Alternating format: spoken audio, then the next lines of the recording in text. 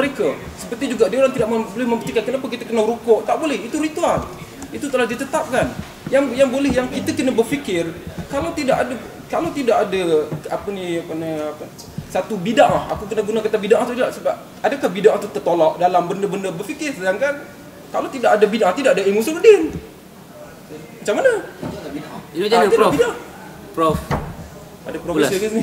Aku tak tahu lah. Tapi Profesor Rayhan dah disempurnakan. Imperfection is Nabi itself. Tetapi kepahaman kita yang tak faham Nabi tu, that is our weakness. So you have to look at our weakness is separate than Nabi imperfection. Nabi, okay, so ayat tadi tu diturun zaman Nabi, di zaman the best of best. Okay, yang generasi terbaik adalah generasi sahabat dan Nabi dan sahabat lah. Dan kemudian tabi'in dan tabi'in. So if you talk about knowledge, knowledge ni bila kita tengok any knowledge, bila ditranslate, bila ditransfer from one person to another, dia ada loss, leak dan sebagainya. Ada misunderstanding. Macam tadi kita baca, kena baca daripada source yang asal. Jadi source yang asal, yang complete dari itu ialah Al-Quran dan hadis. Itu yang kita kata tadi sudah mutamad. Maknanya sebab tu tak lama lepas ayat tu turun, Nabi pun wafat. Because ayat tu menunjukkan bahawa akan wafatnya Nabi. Sebab tu sahabat pun sudah faham. So, tengok kefahaman sahabat very clear. Bila turunnya ayat tu, setengah faham sahabat gembira dan setengah sahabat menangis. Kerana dia sudah faham bahawa ini bermakna Nabi sendiri akan wafat. Because kalau Nabi tak wafat, akan berterusan wahyu, walaupun tak sebentuk dari segi Quran, tetapi dari segi hadis tu akan berterusan. Tetapi bila wafatnya Nabi, maknanya hukum-hukum terjemahan dari segi sudut Nabi punya zaman sudah habis. Tetapi terjemahan zaman sekarang is open.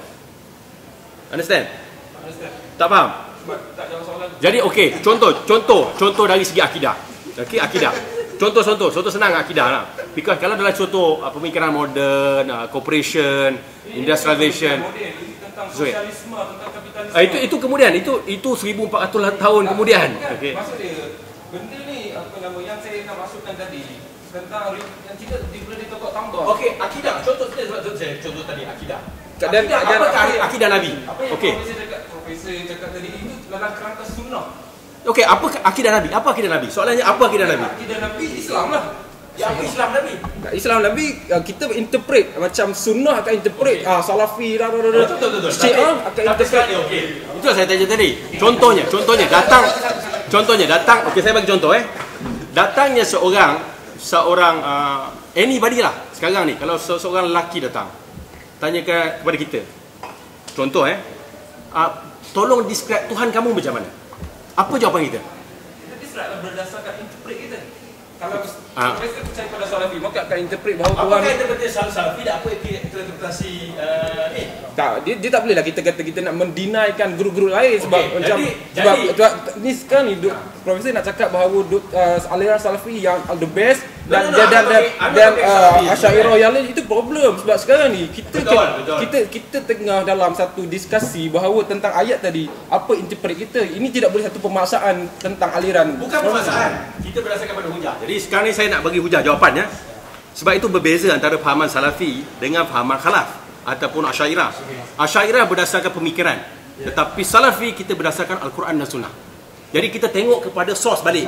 Itu beza ahli sunnah wal jamaah dengan ahli bid'ah wa dhalalah. Okey. Nanti dulu. Saya nak bagi tunjuk dulu.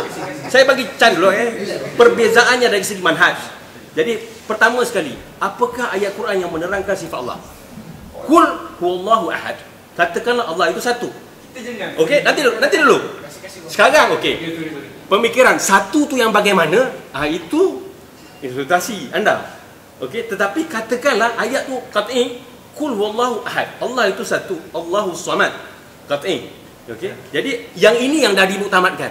Maknanya kalau tiba-tiba ada orang kata saya Islam tetapi saya kata Allah tu tiga. Dia tidak Islam. Itu problem.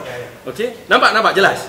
Tetapi satu tu macam mana, wujud yang mutlakan ke wujud yang wahan, itu tidak didiskus. Okey, faham?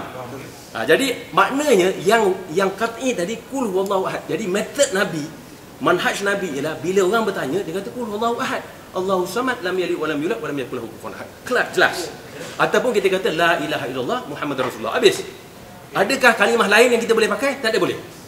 Itu maksudnya disempurnakan. Okey, nampak jelas sebab itu maksud saya disempurnakan. Tetapi interpretasi daripada perkataan itu akibat kelemahan kefahaman kita. Akibat kelemahan kefahaman kita. Okey, nampak tak? Manusia ni, contohnya saya bagi bawa satu teori Karl Marx lagi. Kalau kita baca Karl Marx, kita pun tak faham apa yang Karl Marx cuba cerita. Kalau ada orang yang faham. Ya, tapi adakah dia faham seperti Karl Marx faham? Tapi kan itu interpret. Semua orang menginterpret. Yes. Okey, tetapi sekarang siapa yang paling best dalam interpretation? Semua orang berhak menginterpret. Adakah betul? Kalau itu semua orang boleh jadi Tak, nabi. kita boleh petik. Kalau begitu semua orang boleh jadi nabi. Nabi the chosen one, melainkan doktor cakap Nabi adalah Karl Marx. Tak ada maksudnya semua orang boleh jadi nabi kan? Tak, itu kalau tidak perlu kepada Nabi adalah the chosen one. Betul. Then why God choose? Ini mantik logik Kita mati, doktor telah seleweng apa saya cakap tadi. Tak ada, saya cakap very simple. It's very simple. Saya dah cakap ni, isu dia Buddha. Adakah al-yawma akmaltu lakum merujuk pada isu akidah Tuhan sahaja? Ayat tu sendiri, ayat Quran. Bukan masalah. Memanglah itu ayat Quran. Itu interpretasi anda bahawa saya nak cakap tadi bahawa kita your interpretation yang dilengkapkan itu hanya sudut apa dia tadi kata Islam tu syubun merujuk pada Tuhan satu saja kan? Yes. Sini. That's one of the example. Jadi Ini mahkamah. Harmonia. itu melakini itu. Tak ada macam ni Vance. Ana rasa macam ni. Ya, al-yawma akmaltu lakum dinakum wa atmamtu alaikum ni'mati sampai habis Al-Quran. Macam Dr. Prof cerita tu sebenarnya ada benar. Sebenarnya kita kena beza macam Anda sebut sebelum ni, kita kena beza nas apa yang dipahami daripada nas. Nas dah clear. Itu yang komplit tu. Jadi apa yang dipahami pada nas itu melahirkan tafsiran. Faham tak? Jadi sebenarnya betul apa doktor sebut tu betul. Cuma yang mungkin Ana faham apa yang Vance nak, Amir nak tadi, iaitu apakah bila disebut al-yawma akmaltu lakum dinakum tu, apakah merujuk pada isu bab akidah je ke, bab ibadat je ke, atau politik pun ada masuk contoh kan. Sebenarnya isu akidah dia sebenarnya dah komplit. Cumanya lahir Asy'ariyah, Maturidiyah, Mu'tazilah dan bla bla ni asal daripada tafsiran terhadap nas bila cerita pasal akidah tu masuk doktor. Tak faham tak? Tu masuk dia. Cuma dalam bab politik sebab tu ada satu kaedah kan. Dia kata an-nususu mutanahiyah. Nas tu dah habis. Tapi al-qadhiyatu la tantahi. Isu tak pernah selesai. Makanya lahirlah ulama-ulama telah mendatangkan beberapa kaedah asas yang kaedah itu pun berbasiskan bahasa Indonesia tu. Berasaskan, bertapakkan kepada Quran dan hadis juga. Al-aslu fil al-asya' al-ibahah. Contoh kan. Maknanya yalah sempurnalah. Sempurna tu macam mana? Kalau segi bab akidah, bab ibadat, fine, clear. Ini salafi ni. Kalau cerita bab Ibn Arabi jadi menilai pula.